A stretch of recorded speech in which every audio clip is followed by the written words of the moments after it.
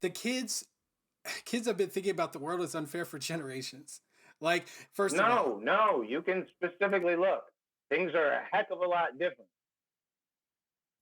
Young kids do not have the same outlook today that they did 20 years ago about the world. The popularity of Marxism and socialism was not the same 20 years ago as it is today. okay, well, those are You did different. not Those are have kids totally saying different. white, that person's got privilege because he's white and all that other stuff 20 years ago. This is very new. I mean, it's not completely new, Yeah, it's but it's literally not. It's it's the last actually not. I'm 15 glad to you said 20 that years because what new. you just said is wrong and you knew that. And so I'm glad you admitted it. That is not true. It's not new. And so like we just got to be honest. And we didn't have privilege walks 20 years ago in schools for Well, that's a totally kids. different statement, brother. Okay, so And yeah. it's just one example, man. What we're doing is not the same.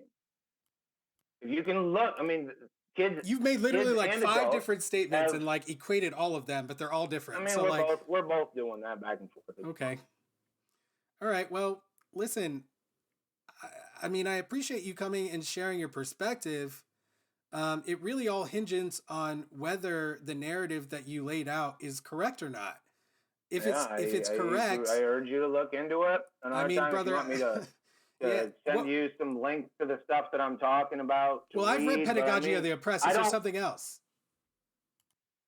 pedagogy of the oppressed. I mean, just about social emotional learning, critical pedagogy, everything that's been written about, critical race theory being implemented in education. What are the concepts of critical race theory? How are they being Yeah, implemented in I've read it class? all. I've seen What all is the stated examples. goal of teaching any of this stuff? Yeah, I've What is looked it at we're it. trying to do with kids? And then, if you look and you don't see anything that correlates with what I say, then obviously you're not going to believe me.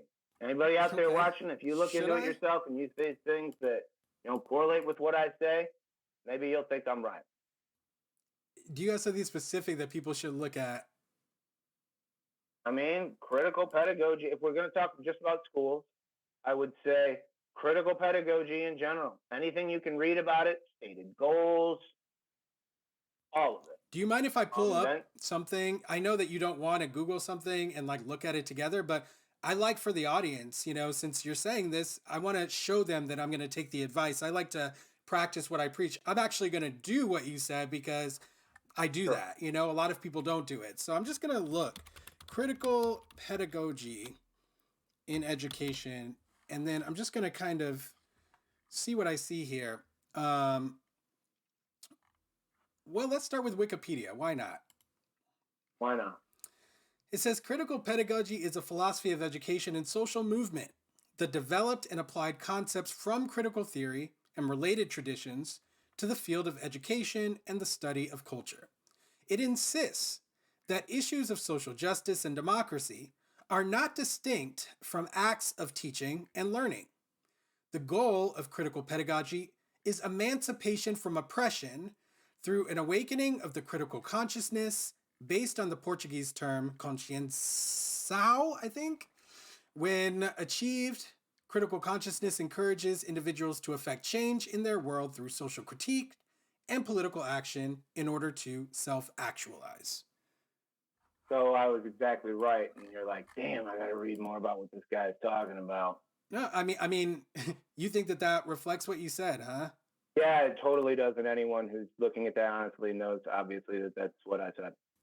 And you think that the bad part about it is that we're trying to get people to is what we're trying to get people to think about, which is like you're saying that basically no one's actually oppressed then, and that our society, because it's weird because you did say our society is like unfair, but like you don't think we should teach people about that I don't even unfairness. think it's not. It depends on how you look at it. It's not necessarily unfair fundamentally. There's perspectives that make things seem unfair and unfair not. I didn't grow up as rich as another kid. Is that fair? Kinda. His dad worked for more money than I did, so yeah, it kind of is fair. Um, Joey doesn't have two parents at home. Is that fair? Yeah, because how fair would it be if people weren't allowed to get divorced? Gee, I mean, fair is a matter of perspective, dude. It's not some objective thing that you can say something is objectively fair or not fair any more than you can say something is objectively any other subjective term. Fair is not an actual things and opinions. Don't you think that we teach kids about fairness? Sure, we teach kids about fairness in all kinds of ways. So how are we teaching kids about fairness if like there's no way of knowing whether something is fair or not? We do teach kids about fairness in all kinds of ways. If you have kids playing a game, they'll be the first one to jump out and be like, "That's not fair.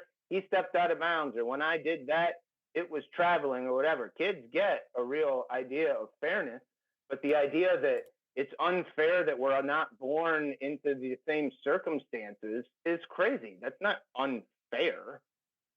And like I said, someone else's dad worked forever, and mine was Okay, well, you're sticking to the example wrong. that you can How like, is it chew not on, fair but that his like, kid grows up with more money than me? well, again, brother, that's your example that you're using because that's the one that you can manage. But like, I mean, there's all kinds of examples. I'm sure you like could think that. of one that you can't manage, right? Like maybe in the race context, like what this show is about. Yeah, I mean, it's weird, but you could definitely say from some perspectives, it's not fair. A guy like Ibram X. Kendi gets trotted around and makes millions and millions of dollars handed to him by a university when he's a freaking idiot. And it's only because he's black and his name is Ibram X. Kendi, and he just kind of fit the moment. And it just looked like a way to signal you were a good person was by throwing a bunch of money at Ibram X. Kendi. That's totally freaking unfair, and he got it because he's black. So the idea that like privilege or it's all subjective and it's all situational is what I'm saying. Okay. Do you have any evidence that Ibram X. Kendi got what he got because he's black? I mean, I don't feel that. Do I feel like he got it just because he's black? I mean, that's literally what you just said. No. Okay, but that is what you just said. I said a bunch of other things. I said he's got the cool name.